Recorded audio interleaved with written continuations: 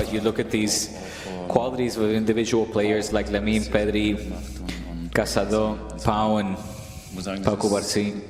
In dem Alter, with that age, to do that, it's pretty incredible to see their performance. From nearly leaving Barcelona to becoming a crucial piece in Hansi Flick's master plan, Marc Casado's journey this season has been remarkable.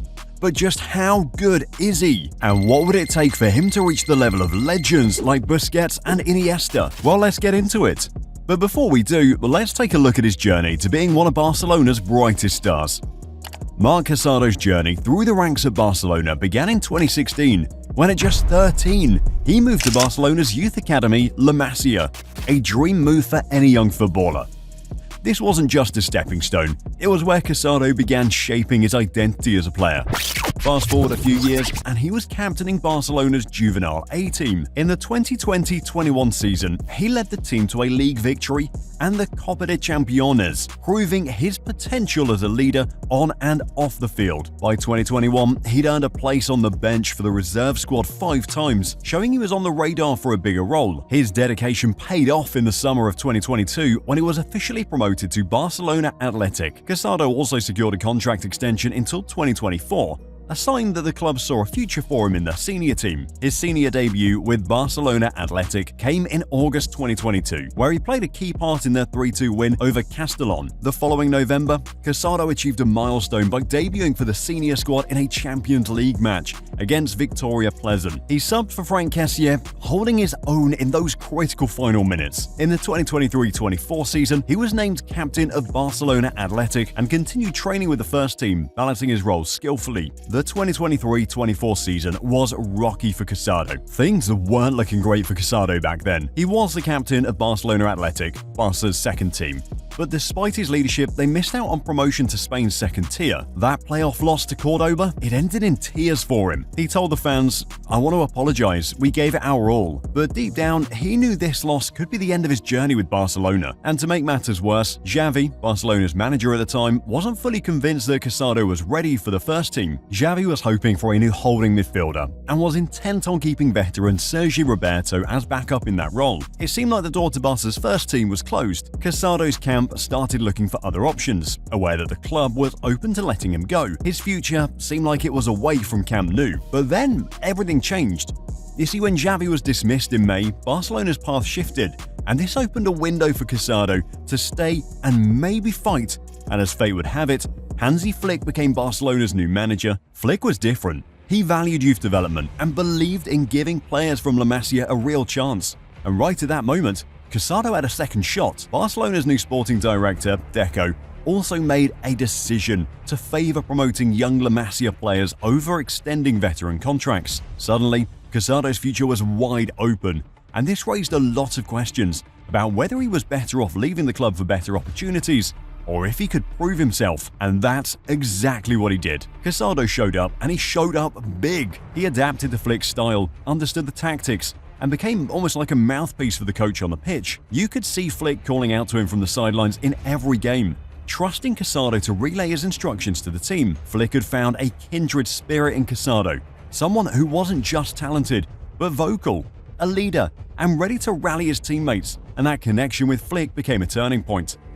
Casado's leadership qualities became apparent, and he transformed into an unexpected yet irreplaceable link between Flick's strategy and the players on the field. But you see, in the early days of the season, it wasn't all smooth sailing. Flick initially preferred another La Masia graduate, Marc Bernal, a 17-year-old talent with immense potential for the holding midfield role. But when Bernal suffered a season-ending knee injury in August, Casado got his chance. He started in various positions, but then landed the spot of holding midfielder in a match against Real Valladolid on August 31st. And that's when things truly started to click. Casado's performance was spectacular. He controlled the field, maintained possession, and acted as a crucial link between defense and attack. Then came the biggest test of his young career, El Clasico against Real Madrid. Casado played only 65 minutes, but his impact was monumental. He finished with the second highest completed passes, registered 17 defensive actions, and showcased a calmness that belied his years. Casado had been tasked with directing the play out to the wings,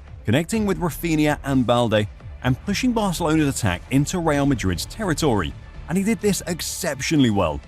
I mean, that pass to Lewandowski has to be one of his best. The pass showcased his ability to make inch-perfect passes. The El Clasico match was not just a one-off for Casado, as he had already proven his worth with an even more incredible assist to Pedri earlier that season against Girona. Casado has become Barcelona's reliable link in midfield, constantly involved, always busy, and playing with the poise of a seasoned veteran. He's got one of the highest pass completion rates in La Liga at over 90%. And he isn't just playing it safe. He can play those short, safe passes, but he's also got a vision for those longer, riskier passes that can break open a defense. Barcelona's offense flows through him, and his ability to control the tempo has been a revelation. Even Hansi Flick has nothing but praise for him. After the Bayern game, Flick was quoted saying, "Casado is just incredible. If you knew where he comes from and see how he plays now, his level, everything he's improved on. He's so good defensively, but also on the ball, and his willingness to learn is unmatched." High praise from a coach who knows what it takes to win. Hansi Flick has been the main driver of the success of Casado, after he was not liked by Xavi. But how is Hansi Flick getting the best of Casado? First, Flick adjusted Casado's positioning. Although Casado can play a more advanced role, Flick decided to drop him into a deep-lying midfield position, setting him up as the anchor at the base of Barcelona's midfield. By doing this, Flick gives Casado control of the game's rhythm, allowing him to dictate the pace and distribute the ball with a full view of the field. Flick doesn't ask Casado to sit back and play it safe though. He's encouraged Casado to be proactive, to push forward when needed, and to find the wingers or split passes through the middle that disrupt the opposition. And it's here that Flick's influence shines through. Casado has one of the highest numbers of progressive passes in La Liga this season. That's Flick's style coming to life through him. Flick has essentially asked him to be bold with his passing, blending short, safe passes with those decisive, line-breaking balls. And if you watch him during games, you'll notice Casado's quick, calculated decisions, especially when it comes to transitioning from defense to attack. Flick wants Casado to be the spark that sets off those quick Barcelona counters. Casado's ability to read the field and anticipate movement has been unleashed by Flick's tactics. Instead of just being a shield in front of defense, he's now the launch pad, and the whole team is in sync with that idea. Then there's the way Flick uses Casado as a relay for his tactical instructions. You can often see Flick calling out to him from the touchline, knowing Casado will communicate his instructions to the rest of the team. This setup gives Casado an almost co-manager role on the pitch, giving him leadership responsibilities that add to his confidence. Flick's approach has empowered Casado, making him a vocal, influential figure among his teammates. He's not just playing for Flick, he's playing like Flick on the pitch. Flick's tactical blueprint for Casado doesn't just stop at positioning and passing, there's a psychological layer to it as well. By entrusting Casado with this much responsibility, Flick is building his confidence, encouraging him to take risks while knowing he has the full backing of the coach. Flick's message is clear. You're essential to this system, the team needs you, and I trust you to deliver. It's a message that's resonating in Casado's game, evident in how he's constantly adapting to the flow of each match. And when it comes to defense, Flick has sharpened Casado's instinct for positioning and timing. He's become more disciplined, learning how to step in precisely when it's needed. Flick has Casado tracking the opposition's most dangerous players, taking advantage of his tactical awareness and quick footwork to disrupt plays before they even start. With Flick guiding him, Casado has evolved from a promising academy talent to a versatile, reliable core of Barcelona's midfield. Flick's system has allowed Casado to maximize his skill set, turning him into a complete midfielder, a mix of defensive solidity, creative vision, and a tactical intelligence. It's a transformation that's more than just skill. It's confidence, maturity, and a tactical understanding few young players achieve so early. To say Flick is getting the best out of Casado is an understatement. He's tapping into Casado's potential and shaping him into a player Barcelona fans have been yearning for. One who embodies the club's style but with a renewed energy and resilience. With Flick at the helm, Marc Casado has found his place. And it's just the beginning of what could be a brilliant career. But as good as he is, I think there are some things he needs to improve on to get his game to the next level, as he's far from perfect. But before we talk about that, please take a minute to subscribe to the channel. It would really help us grow as we plan on hitting 15,000 subs this year.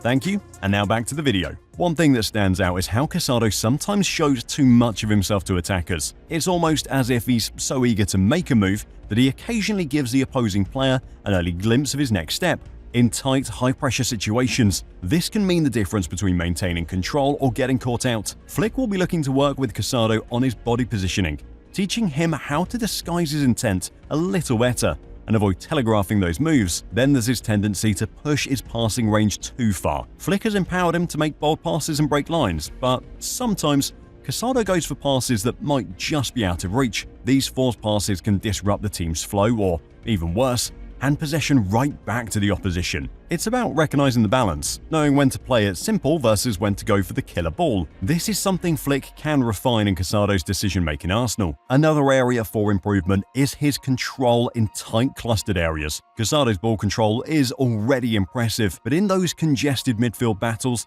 when he's got players on all sides, he could use a bit more finesse. Flick has likely already started working on this, drilling him on quick, subtle touches that can create just enough space to avoid a turnover and keep the attack moving. And let's not forget the importance of winning those all-important second balls. Casado's positioning has improved under Flick, but in chaotic moments when the ball is pinging around, he still sometimes finds himself a step behind. Improving his awareness and reaction to those loose balls will give him that edge to dominate the midfield even more. But there is one sure thing. If he improves on this, the sky's the limit for him. So what do you think?